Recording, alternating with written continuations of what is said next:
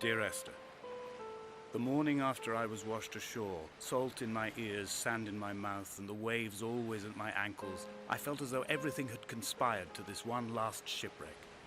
I remembered nothing but water, stones in my belly and my shoes, threatening to drag me under to where only the most listless of creatures swim.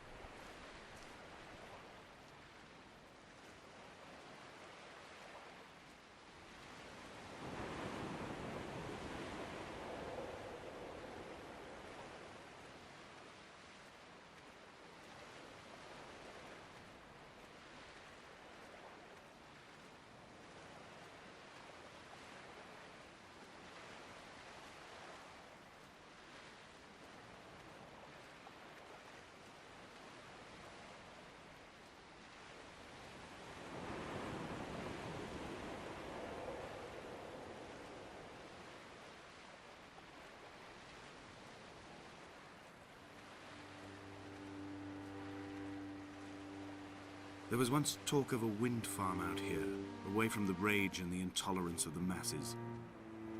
The sea, they said, is too rough for the turbines to stand. They clearly never came here to experience the becalming for themselves. Personally, I would have supported it. Turbines would be a fitting contemporary refuge for a hermit. The revolution and the permanence.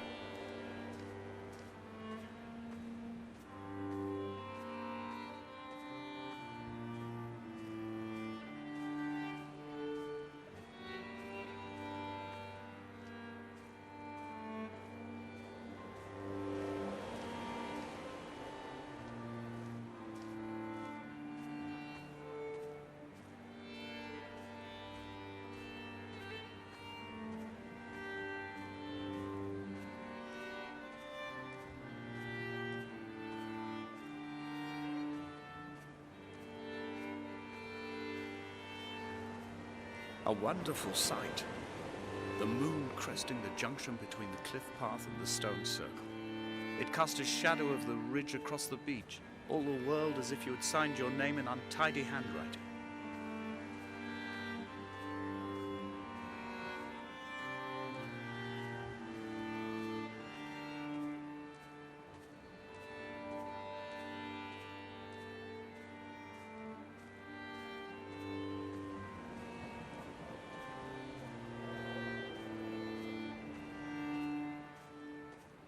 When someone had died or was dying, or was so ill they gave up what little hope they could sacrifice, they cut parallel lines into the cliff, exposing the white chalk beneath.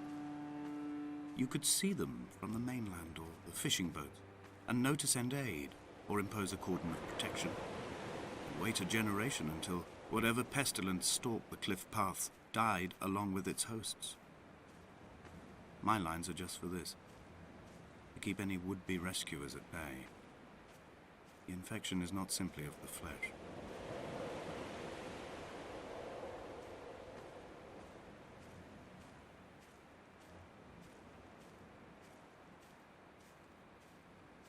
I quote directly: a motley lot with little to recommend. I have now spent 3 days in their company. That is, I fear, enough for any man not born amongst them. Despite their tedious inclination to quote scripture, they seem to me the most God-forsaken of all the inhabitants of the Outer Isles. Indeed, in this case, the very gravity of that term, forsaken by God, seems to find its very apex. It appears to me that Donnelly, too, found those who wander this shoreline to be adrift from any chance of redemption. Did he include himself in that, I wonder?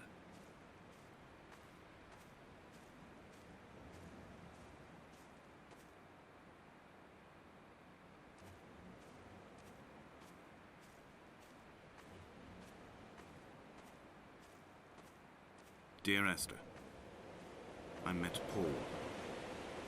I made my own little pilgrimage. My Damascus, a small semi-detached on the outskirts of Wolverhampton.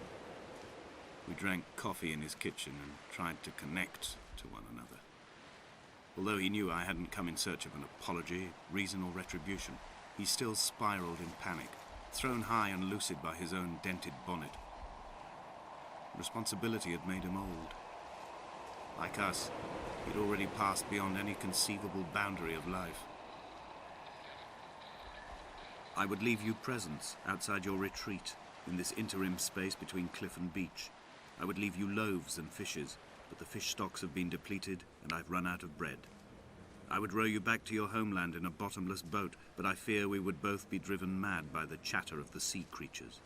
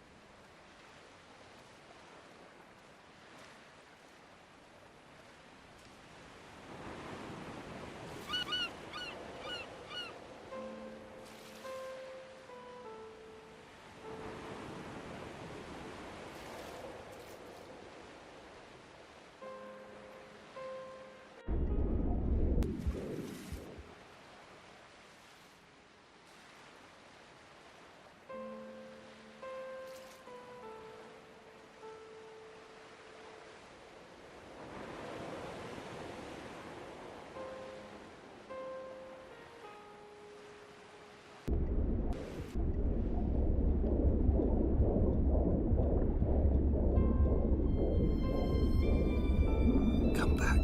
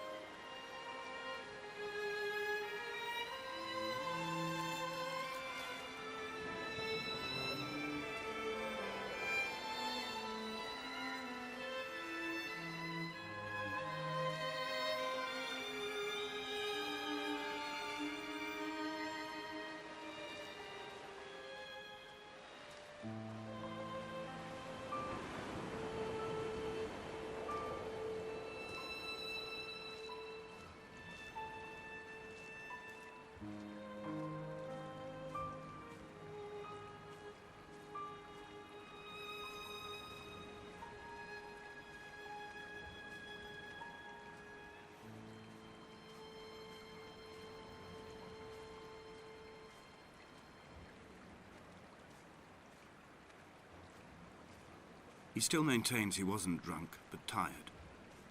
I can't make the judgment or the distinction anymore. I was drunk when I landed here, and tired too. I walked up the cliff path in near darkness and camped in the bay where the trawler lies beached. It was only at dawn that I saw the bothy and decided to make my temporary lodgings there. I was expecting just the aerial and a transmitter stashed in a weatherproof box somewhere on the mount. It had an air of uneasy permanence to it. Like all the other buildings here, erosion seems to have evaded it completely.